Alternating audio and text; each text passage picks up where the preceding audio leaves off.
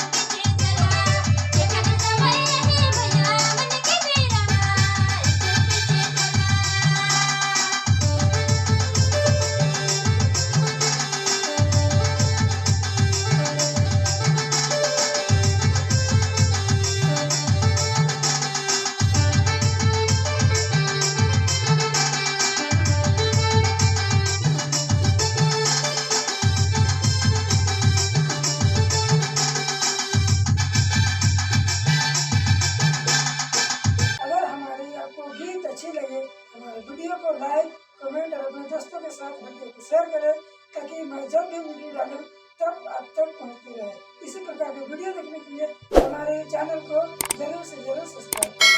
धन्यवाद।